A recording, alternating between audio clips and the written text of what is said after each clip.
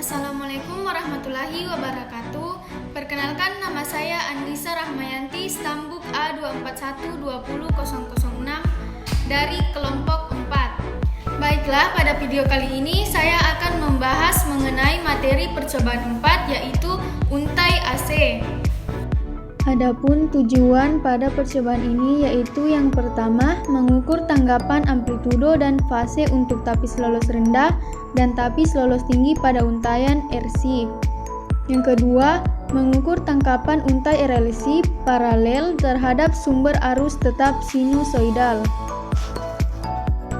Adapun alat dan bahan yang digunakan pada percobaan ini yaitu yang pertama, papan rangkaian. Papan rangkaian adalah tempat untuk meletakkan dan merangkai komponen-komponen elektronika menjadi sebuah rangkaian. Yang kedua, resistor, berfungsi sebagai hambatan listrik. Yang ketiga, kapasitor, berfungsi untuk menyimpan arus listrik.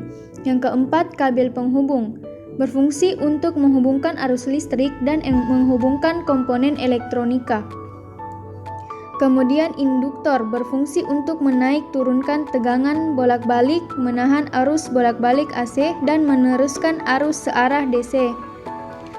Osiloskop berfungsi sebagai alat ukur elektronik yang dapat digunakan untuk mengukur frekuensi, periode, dan juga melihat bentuk-bentuk gelombang, serta bentuk gelombang tegangan listrik pada AC dan DC dari baterai atau catu daya. Yang terakhir, kertas grafik, yaitu tempat untuk mencatat hasil praktikum dalam bentuk grafik. Selanjutnya adalah pengertian untai AC. Untai AC atau rangkaian RLC adalah rangkaian elektronika yang menggunakan komponen-komponen kapasitor, resistor, dan induktor yang nantinya akan dihubungkan dengan rangkaian seri atau paralel. Yang selanjutnya yaitu pengertian frekuensi. Frekuensi adalah ukuran jumlah terjadinya sebuah peristiwa dalam satuan waktu. Satuan yang paling banyak digunakan adalah Hertz, menunjukkan banyak puncak panjang gelombang yang melewati titik tertentu per detik. Selanjutnya yaitu pengertian dari panjang gelombang adalah jarak berturut-turut antara dua buah crest atau dua buah trough.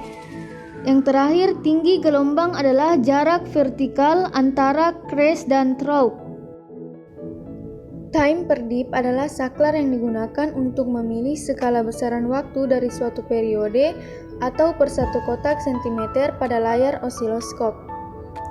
Volt per dip adalah saklar yang digunakan untuk memilih besarnya tegangan per sentimeter pada layar osiloskop. IPP besar sebuah tegangan dari nilai terbesar sampai nilai terkecil. Selanjutnya, pengaruh time per dip terhadap gelombang.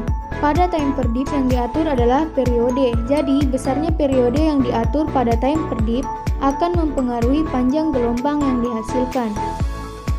Selanjutnya, pengaruh volt per dip terhadap gelombang. Pada volt per dip yang diatur adalah amplitudo.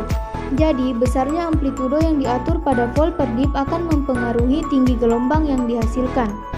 Selanjutnya, pengaruh frekuensi terhadap gelombang. Pada frekuensi, semakin besar frekuensi, maka semakin kecil panjang gelombang yang dihasilkan. Begitupun sebaliknya, semakin kecil frekuensi, maka semakin besar panjang gelombang yang dihasilkan. Tapis lolos tinggi adalah sebuah filter yang melewatkan sinyal frekuensi tinggi dan meredam sinyal frekuensi rendah. Prinsip kerja dari tapis lolos tinggi adalah melewatkan sinyal frekuensi tinggi dan meredam sinyal frekuensi rendah. Sinyal gelombang output yang dihasilkan dari tapis lolos tinggi adalah sinyal berfrekuensi tinggi.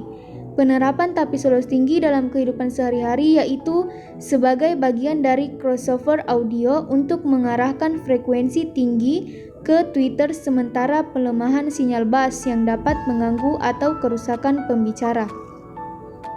Selanjutnya, tapis lolos rendah adalah sebuah filter yang melewatkan sinyal frekuensi rendah dan meredam sinyal frekuensi tinggi.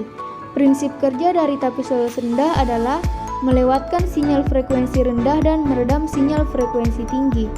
Sinyal gelombang output yang dihasilkan dari tapis lolos rendah adalah sinyal frekuensi rendah. Penerapan tapis lolos rendah adalah pada aplikasi audio. yaitu pada peredaman frekuensi tinggi yang biasa digunakan pada tweeter sebelum masuk speaker bass atau subwoofer frekuensi rendah.